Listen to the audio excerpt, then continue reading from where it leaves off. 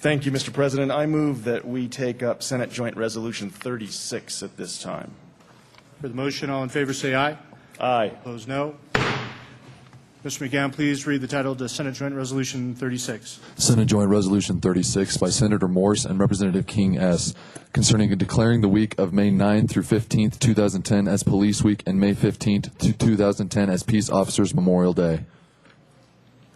Senator Morse. Thank you, Mr. President. I move Senate Joint Resolution 36 and ask that portions of it be read at length. Mr. McGowan. Senate Joint Resolution 36 by Senator Morse and Representative King S. concerning declaring the week of May 9th through 15th, 2010 as Police Week and May 15th, 2010 as Peace Officers Memorial Day. Whereas Congress and the President of the United States have designated May 15th of each year as Peace Officers Memorial Day and the week in which it occurs as Police Week. And whereas the member of law enforcement agencies within the state of Colorado play an essential role in safeguarding the rights and freedoms of the citizens of the state of Colorado. And whereas it is important that all citizens of Colorado know and understand the challenges, duties, and responsibilities of their peace officers. And whereas it is important that peace officers throughout Colorado recognize their duty to serve the people of this state by safeguarding life and property, protecting citizens against violence, disorder, and deception, and protecting the weak against oppression and intimidation. And whereas the law enforcement agencies within the state of Colorado have grown to be modern and progressive agencies that unceasingly provide a vital public service. And whereas the following peace officer made the ultimate sacrifice while serving the state of Colorado. In 2009, David J. Kinderknecht of the Montrose Police Department. And whereas it is fitting and appropriate for the citizens of Colorado to join together in commemorating peace officers, past and present, who by their faithful and loyal devotion to their responsibilities have rendered a dedicated service to their communities, and in doing so have established for themselves an inevitable and enduring reputation for preserving the rights and security of all citizens.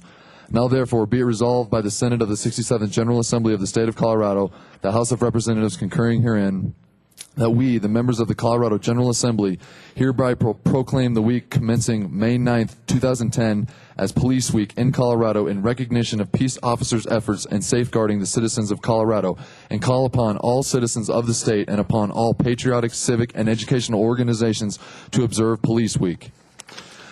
And that we hereby proclaim May 15, 2010 as Peace Officers Memorial Day in recognition of those officers who, through their courageous deeds, have made the supreme sacrifice or who have been disabled in the line of duty, and call upon the citizens of Colorado to recognize and participate in the observance of this worthy occasion.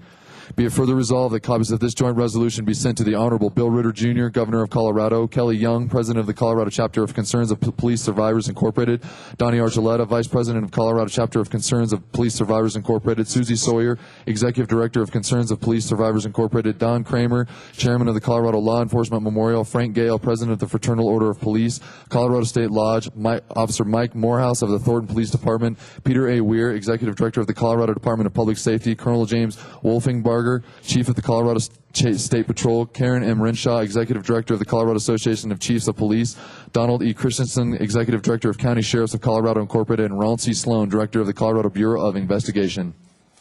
Senator Morse. Thank you, Mr. President. Members, on January 18th, 1991, I started the Police Academy for the Colorado Springs Police Department. It was 22 weeks long, 22 long weeks, actually. And one of the people that I met there was an officer with the first name of Lance. And Lance was a mountain of a man. I mean, he was 6'2", 230 pounds, sculpted, and at one point was actually interested in playing offensive lineman for the Denver Broncos.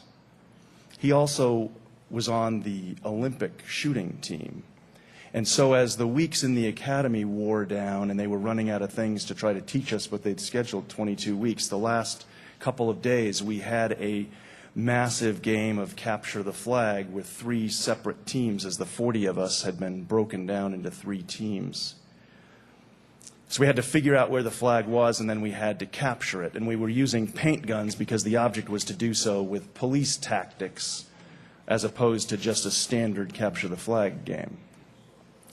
So there was a hill at one point, and our suspicion was that one of the teams was hiding their flag at the top of that hill, and Lance was stationed at the top to guard it, and he had a paint gun rifle. And I was down at the base of the hill trying to conceal myself so that he couldn't see me as I tried to get closer to the top to where I could perhaps capture the flag.